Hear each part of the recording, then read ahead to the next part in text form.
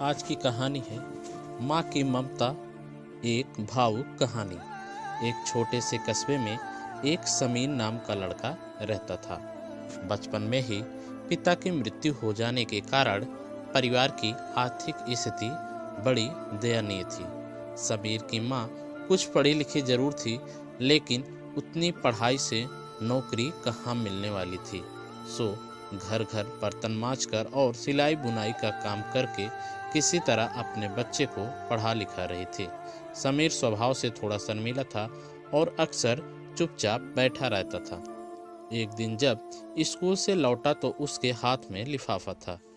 उसने माँ को लिफाफा पकड़ाते हुए कहा, माँ, मास्टर साहब ने तुम्हारे लिए चिट्ठी भेजी है, जरा देखो तो इसमें क्या लिखा है। माँ ने मन ही मन चिट्ठी पढ़ी और मुस्कुरा कर बोली, बेटा, इसमें लिखा है कि आपका बेटा काफ़ी होशियार है।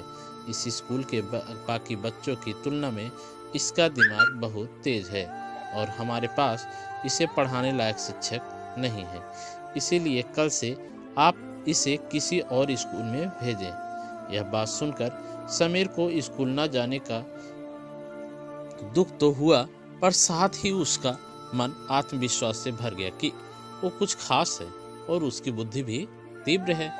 माँ ने उसका दाखिला एक अन्य स्कूल में करवा दिया। समय बीतने लगा। समीर ने खूब मेहनत से पढ़ाई की और आगे चलकर उसने सिविल सर्विसेज परीक्षा भी पास कर ली और आईएएस अफसर बन गया। समीर की माँ बूढ़ी हो चुकी थी और कई दिनों से बीमार भी चल रही थी और एक दिन अचानक उनकी मृत्यु हो गई। समीर के लिए यह बहुत बड़ा आघात था। वह बिलक बिलक कर रो पड़ा। उसे समझ नहीं आ रहा था कि अब अपनी माँ के बिना वो कैसे जिएगा। रोते रोते ही उसने माँ की पुरानी अलमारी खोली और हाथ में उनकी माला, चश्मा और अन्य वस्तुएं लेकर चूमने लगा। उस अलमारी में समीर के पुराने खिलौने और बचपन के कपड़े तक संभाल के रखे हुए थे। समीर की एक एक सारी चीजें निकालने लगा और तभी उसकी नज़र एक पुरानी चिट्ठी पर पड़ी। दरअसल ये वही चिट्ठी थी जो मास्टर साहब ने उसे 18 साल पहले दी थी। नम आंखों से समीर उसे पढ़ने लगा।